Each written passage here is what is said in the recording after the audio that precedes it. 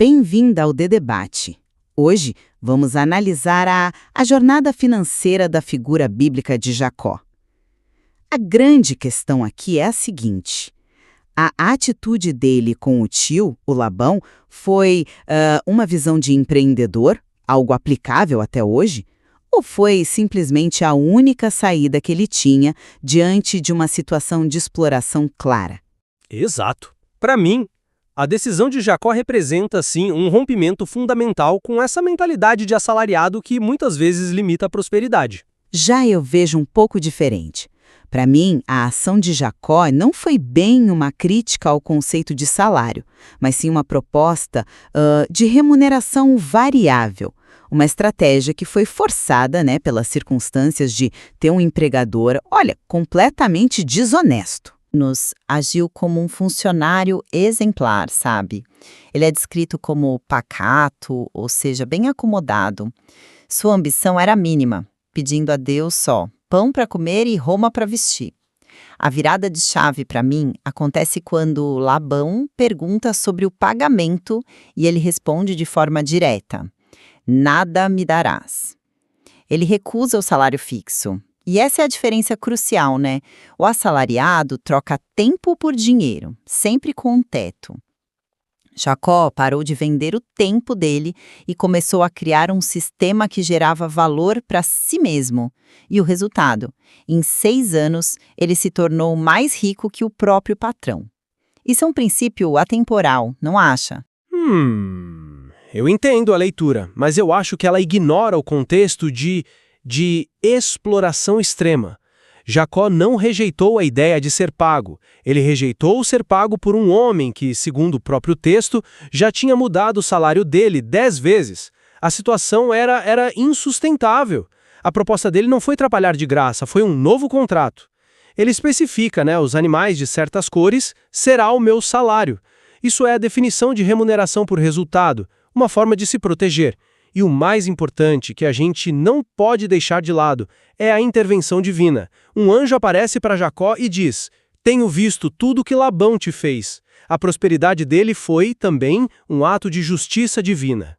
Mas essa mudança de mentalidade precede a riqueza.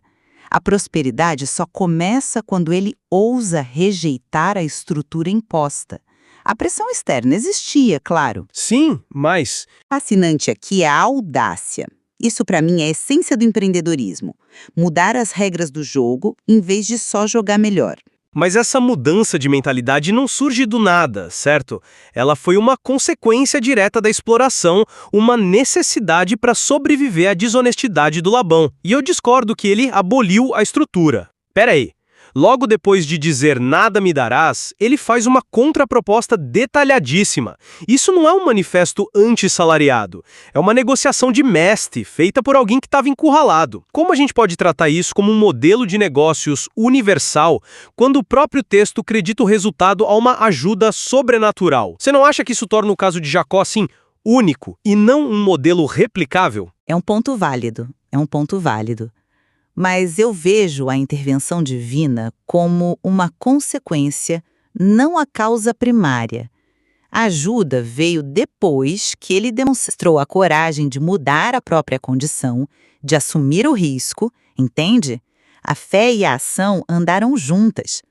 A lição sobre a mentalidade de dono, de criador do próprio valor, ela permanece independentemente do elemento sobrenatural, que, aliás, pode ser interpretado como a sorte que favorece os audaciosos. Olha, eu já enxergo essa ajuda como o fator decisivo que impede a história de ser um simples manual de finanças. Sem ela, Jacó mesmo admite que Labão o teria mandado embora de mãos vazias. Foi uma estratégia brilhante de sobrevivência, sim, adaptada a uma situação específica e validada por uma força maior. É um pouco perigoso extrair uma regra geral de uma exceção tão clara, né? Em resumo, eu sustento que a jornada de Jacó é um exemplo poderoso de como a superação de uma mentalidade de empregada e a coragem de determinar o próprio potencial de ganho podem levar a uma prosperidade extraordinária. É, de fato, um modelo de independência financeira. E eu concluo que a ação de Jacó deve ser vista no seu contexto bem particular. um plano engenhoso para garantir uma compensação justa de um chefe explorador, mas com um apoio indispensável da intervenção divina. É menos uma lição universal sobre empreendedorismo e mais uma história sobre estratégia e justiça em circunstâncias extremas. Bom, fica claro que a interpretação da jornada de Jacó oferece ricas camadas de análise, né? Seja como inspiração para o empreendedorismo ou como um estudo de casos sobre negociação sob pressão, o material nos convida sem dúvida a refletir sobre a natureza do trabalho, do risco e da recompensa.